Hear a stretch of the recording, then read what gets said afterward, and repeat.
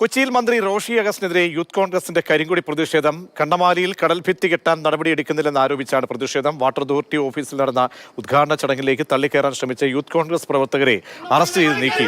ഇത്തരം പ്രതിഷേധങ്ങളെ അംഗീകരിക്കില്ലെന്നും ചെല്ലാനത്ത് 7.5 kilometre tetrapod ഇട്ടത് LDF സർക്കാരാണെന്നും Roshy പ്രതികരിച്ചു.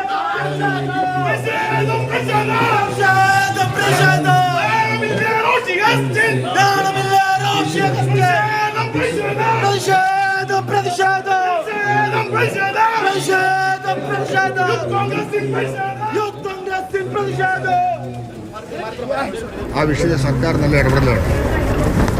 ഇവിടെ നടന്ന പ്രതിഷേധങ്ങളോടൊന്നും ഞങ്ങൾക്ക് ആർക്കും വിയോജിപ്പില്ല.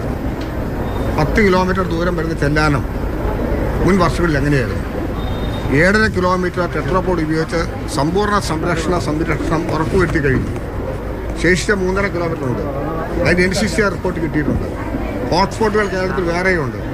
ആ ഹോട്ട്സ്പോട്ടുകളെല്ലാം തന്നെയും ടെട്രാപോഡ് ഉപയോഗിച്ച് തന്നെ ചെയ്യുക എന്നുള്ളതാണ് ഗവൺമെൻറ് സ്വീകരിച്ചിട്ടുള്ള നയങ്ങളും സമീപനങ്ങളും. അപ്പോൾ ഒരു വിഷയം ഉണ്ടാകുമ്പോൾ അതിൻ്റെ പ്രതിഷേധങ്ങളൊക്കെ ഉണ്ടാവും. പക്ഷേ അവിടെ ആ ജോലി ചെയ്യാൻ 7.5 കിലോമീറ്റർ തീർത്തത് LDF ഗവൺമെൻറ് ആണെന്നുള്ള കാര്യം മറക്കണ്ട.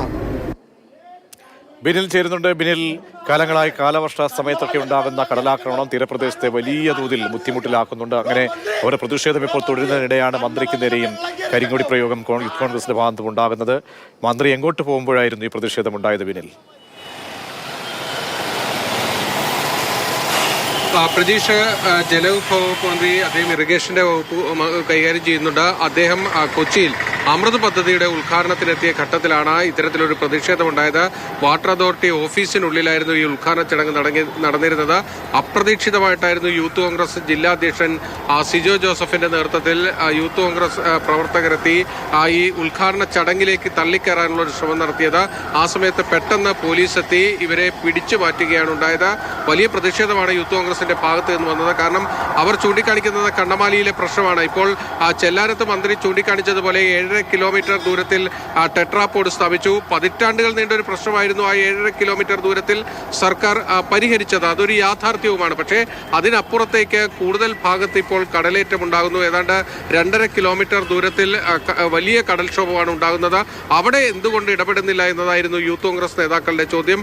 അതിന് മന്ത്രി നൽകിയ മറുപടി, ഏതാണ്ട് 2.5 കിലോമീറ്റർ കൂടി ഇനി കടൽ ഭിത്തി പൂർത്തീകരിക്കാനുണ്ട്. അവിടെ ടെട്രാപോഡ് തന്നെയാണ് സ്ഥാപിക്കാൻ ഉദ്ദേശിക്കുന്നത്.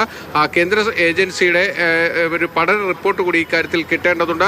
അത് കിട്ടിയ ശേഷം തുടർ നടപടികൾ ഉണ്ടാകുമെന്നാണ് ഇപ്പോൾ മന്ത്രി റോഷി അഗസ്റ്റിനെ അറിയിച്ചിരിക്കുന്നത്. എന്തായാലും 7.5 കിലോമീറ്റർ ടെട്രാപോഡ് സ്ഥാപിച്ച് ഞങ്ങൾക്ക് എന്തിന് ഇനി 2.5 കിലോമീറ്റർ സ്ഥാപിക്കാൻ മടി കാണിക്കണം എന്നൊരു ചോദ്യമാണ് മന്ത്രിയുടെ ഭാഗത്ത് നിന്ന് വന്നിരിക്കുന്നത്. എന്തായാലും കഴിഞ്ഞ ദിവസം ആലപ്പുഴ, എറണാകുളം രൂപതകളുടെ നേതൃത്വത്തിൽ, ലത്തീൻ രൂപതകളുടെ നേതൃത്വത്തിൽ വലിയ പ്രതിഷേധം സമരങ്ങൾ ഉണ്ടായിരുന്നു തോപ്പുംപടിയിൽ.